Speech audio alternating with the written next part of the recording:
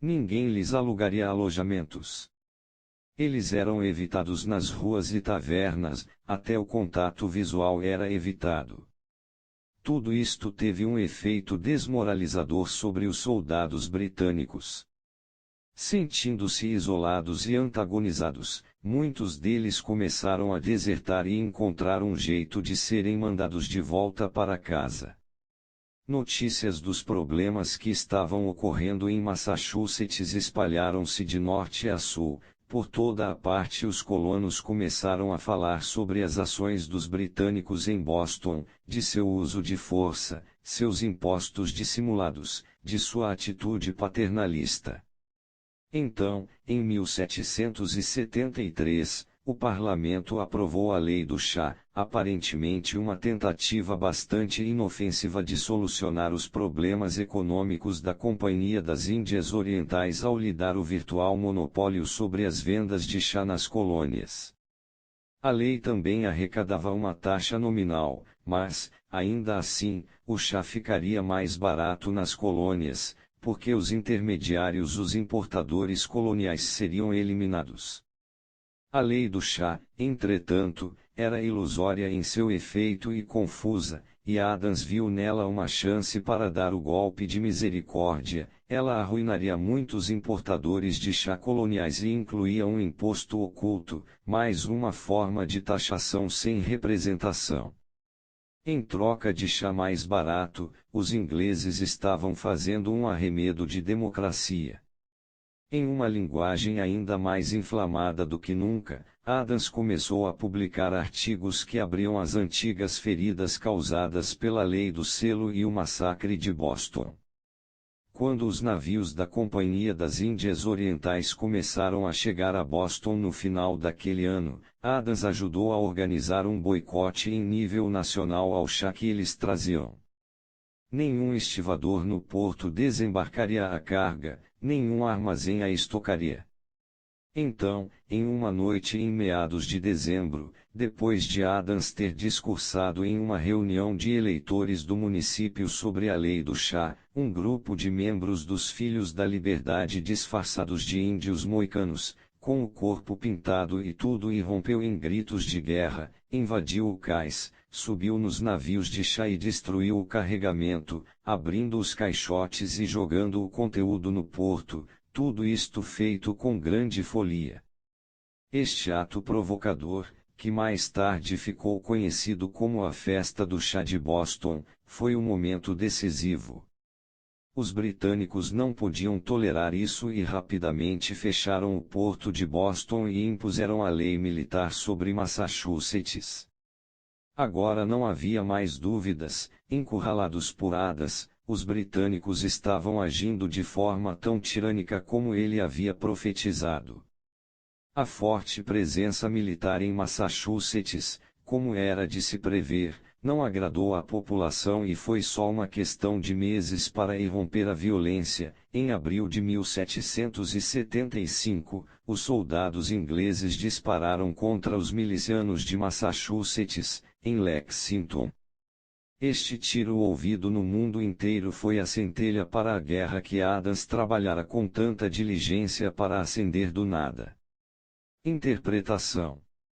Antes de 1765, Adams trabalhava acreditando que bastavam bons argumentos para convencer os colonos de que sua causa era justa. Mas, conforme anos de fracasso foram se somando, ele teve de enfrentar a realidade de que os colonos ainda estavam profundamente apegados à Inglaterra, como filhos aos pais. Liberdade significava menos para eles do que a proteção e o sentimento de pertencimento que a Inglaterra lhes oferecia em um ambiente cheio de ameaças. Quando Adams se deu conta disto, reformulou suas metas. Em vez de pregar independência e as ideias de John Locke, ele pôs mãos à obra para cortar os laços dos colonos com a Inglaterra.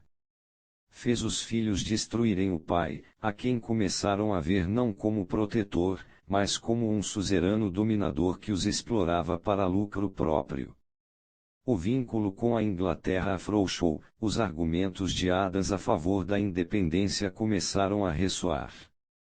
Agora os colonos passaram a procurar sua noção de identidade não na mãe Inglaterra, mas em si próprios. Com a campanha da Lei do Selo, Adams descobriu estratégia, a ponte entre suas ideias e a realidade. Seus escritos agora visavam a excitar ira. As demonstrações que ele organizava por o teatro eram também destinadas a criar e fazer crescer a raiva entre as classes média e baixa, componentes chaves da futura revolução. A inovadora utilização do boicote por Adams foi calibrada para enfurecer os britânicos e atraí-los para uma ação precipitada. A violenta reação deles era um forte contraste diante dos métodos relativamente pacíficos dos colonos, fazendo-os parecer tão tirânicos quanto Adams dissera. Adams também trabalhava para incentivar a dissensão entre os próprios ingleses, enfraquecendo o vínculo em todos os lados. A lei do selo e a lei do chá eram, na verdade, triviais, mas Adams estrategicamente as manipulou para criar escândalo, transformando-as em cunhas enfiadas entre os dois lados. Compreenda, argumentos racionais entram por um ouvido e saem pelo outro. Ninguém muda, você está pregando para os convertidos. Na guerra, para conquistar a atenção das pessoas e influenciá-las, você deve primeiro separá-las do que as liga ao passado e as faz resistir às mudanças. Você deve perceber que esses vínculos em geral não são racionais, mas emocionais. Apelando para as emoções das pessoas, você faz seus alvos verem o passado sob uma nova luz, como algo tirânico, entediante, feio, imoral. Agora você tem espaço para infiltrar novas ideias, mudar a visão das pessoas, fazê-las reagir a uma nova noção de seu interesse próprio, e semear as sementes para uma nova causa, um novo vínculo. Para fazer as pessoas se unirem a você, separe-as do passado delas. Quando você avaliar seus alvos, procure aquilo que os conecta ao passado, a fonte da resistência deles ao que é novidade. As articulações são as partes mais fracas de qualquer estrutura.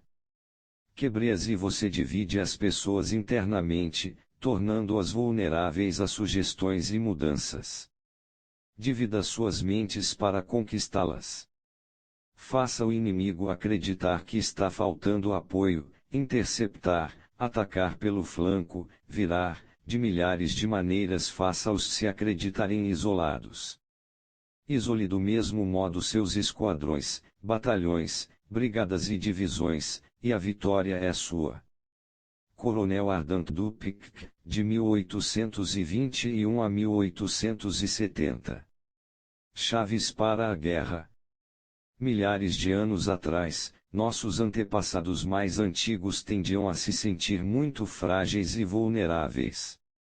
Para sobreviverem nos ambientes hostis de nosso mundo primitivo, os animais tinham velocidade, dentes e garras, pelos contra o frio do inverno e outras vantagens de força e proteção. Os humanos não tinham nada disso e devem ter se sentido assustadoramente expostos e sozinhos. A única maneira de compensar essa fragilidade era formando grupos.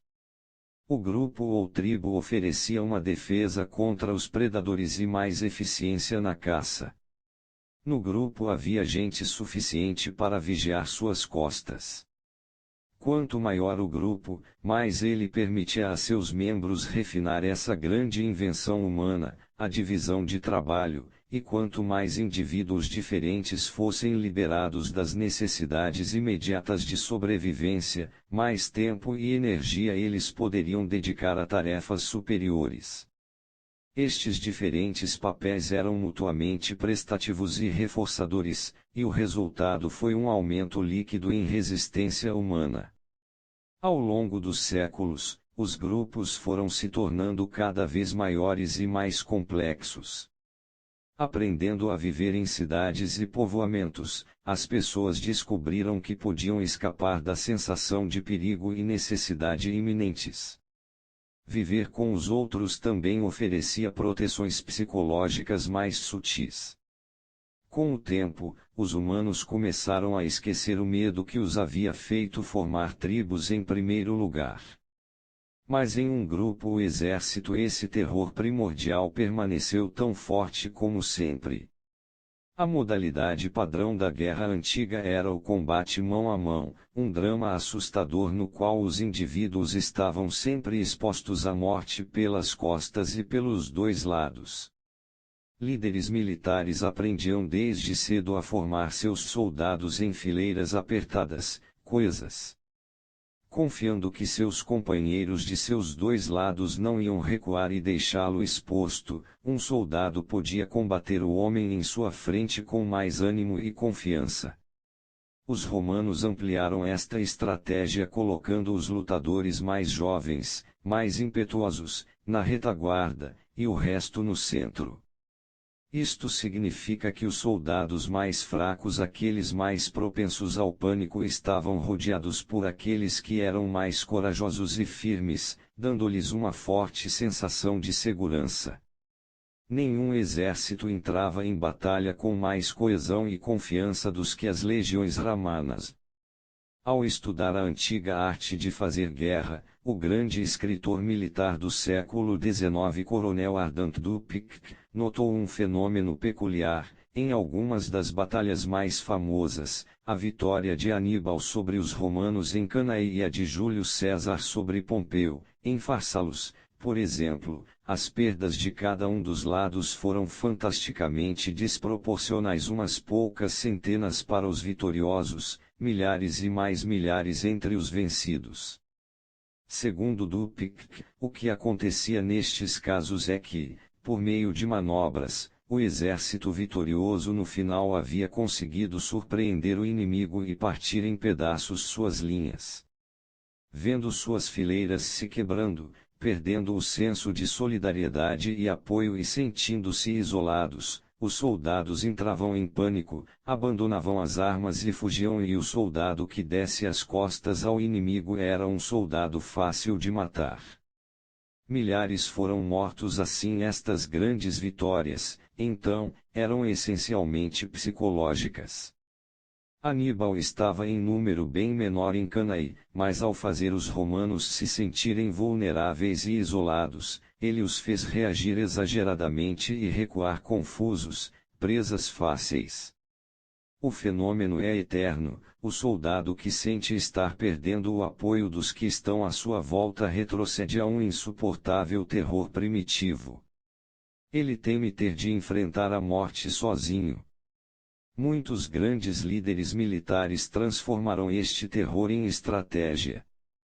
Ghengis Khan era mestre nisso, usando a mobilidade de sua cavalaria mongol para interceptar as comunicações de seus inimigos. Ele isolava partes dos exércitos deles para fazer com que se sentissem sozinhos e desprotegidos. Ele trabalhava conscientemente para instilar terror. A estratégia de dividir e isolar também foi usada com grande efeito por Napoleão e as forças de guerrilha de Mao Tse-tung, entre muitos outros. Nossa natureza não mudou. Escondido à espreita lá no fundo até dos mais civilizados entre nós está o mesmo medo básico de estar sozinho, sem apoio, e exposto ao perigo. As pessoas hoje estão mais dispersas e a sociedade está menos coesa do que nunca, mas isso só aumenta nossa necessidade de pertencer a um grupo, de ter uma forte rede de aliados, de se sentir apoiado e protegido de todos os lados. Tire esse sentimento e voltamos àquela sensação primitiva de terror por nossa própria vulnerabilidade.